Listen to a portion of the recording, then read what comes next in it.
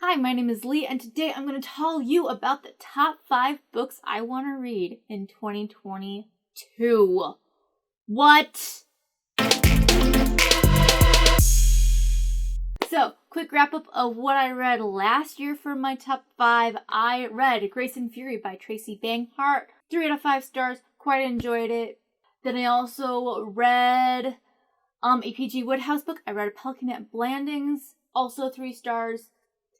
Then I read Marvelous Misadventures of Sebastian by Lloyd Alexander. It was meh. And I'm currently reading An Air Affair by Jesper Fjord, which I'm hating. And I still haven't gotten to the Price for Princes by Rex Stout. No! To start with our top 5, I'm going to give you some honorable mentions first, just in case some of these don't work for me, and see, like I start reading 3 pages in and then I hate them. Top of my honorable mentions is I would like to read some more nonfiction this year. I read some nonfiction this year, of course. But this coming year, I would like to read some more. Specifically, I would like to read On the Map or West with the Night. On the Map is by Simon Garfield, and West with the Night is a memoir by Beryl Markham. I literally just got this 2 days ago because I'm super excited about seeing it. Another book that's on my radar but not on the list, you'll see why. Sisters Medeiros by Patrice Sereth. Patrice Sereth. I have no idea. This is a story about 2 sisters in a fantasy Regency period, and I'm so down for fantasy Regency. I'm excited about this. For my actual top 5 of 2022, we have 5 books. Duh.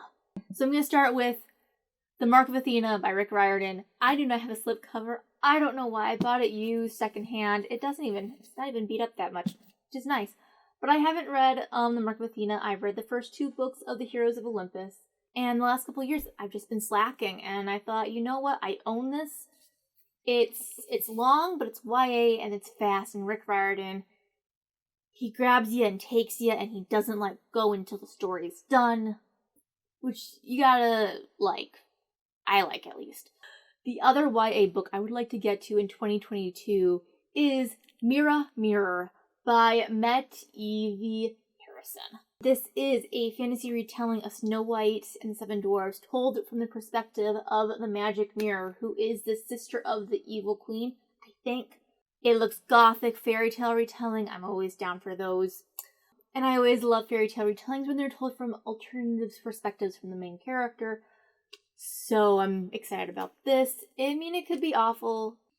But yeah, I've had this on my bookcase for probably 5 years now, and I'm just like, it's time. Finishing out my fantasy buzz of this year, I would like to finish the Moist von Lipwig books by Terry Pratchett. This is the who knows what number of Discworld books. This should be the 3rd of the Moist von Lipwig, those 3 books, and then the Discworld Industrial Revolution. I am not a huge fan of books that don't have chapter breaks, and this one doesn't. So this one's a little bit more like iffy with that. It's always just, I find it harder to read books with that. In 2020, one of my favorite books was Arabella by Georgette Heyer, so I would like to continue reading some more Georgette Heyer with the Grand Sophie. This is about a woman named Sophie who is the aunt to many nieces and nephews, and because she is single, her goal in life is to help them in any and every way possible. One day, she goes to one of her nieces or nephews' rescue, and the problem is a man, and so she decides to fix it, and they fall in love. So excited about that one. And lastly, I want to talk about a book that I've started a couple times. I've been enjoying it, but I just keep starting and stopping and starting and stopping. I'd like to finish it. So last time I stopped it because I started Our Mutual Friend, and I really loved Our Mutual Friend. It's one of my favorite books I read in 2021. But it did keep me from reading other long books and other long classic books. And this one is by one of my favorite authors, which is The Vicomte de Bragelonne by Alexander Dumas. It's one of my favorites. The D'Artagnan romances, capital R, is really hard to keep track of with which book goes where. So this is usually called the third book. Oxford World Classics splits it up into 5 books. I think of Three Musketeers, 20 Years After, Vicomte de Bragelonne, Louise de Valliere, and then The Man in the Iron Mask. And sometimes they get bunched and collected in different ways, and this just gets very confusing. But having done my research as I have, Vicomte is the next for me in what I'm reading. Though I do want to mention that Lawrence Ellsworth, the dude who did the translation of the Red Sphinx, has been doing a new translation of the D'Artagnan romances. So if you're getting confused like I have been the last, what feels like forever of my life, it's been very confusing for me. But Lawrence Ellsworth has been doing a lot of translations lately of, I think he's on the Vicomte right now. One of the books is coming out in January, which I'm excited about. And I'm kind of tempted to go and just buy all of his translations. So all of my translations all match, because all of my translations are by different people and they never make sense. This book is about D'Artagnan and his friends going on quests and adventures and having the time of their lives when crime is afoot. Not really crime, more like political intrigue is afoot. I finally just watched the 1973 Musketeers movie, The Three Musketeers.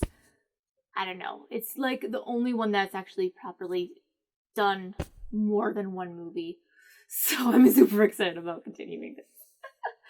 So what are you going to be reading in 2022? Let me know in the comments. If you like this video, consider actually liking it. And if you watched more than a few of my videos and you enjoy them, you should totally hit subscribe and hit the notification bell so you know what I'm up to all of the time with my reading adventures. Have a great afternoon, and I hope you're reading great books. Bye. My other YA book for 2022 that I would like to get to is Mirror.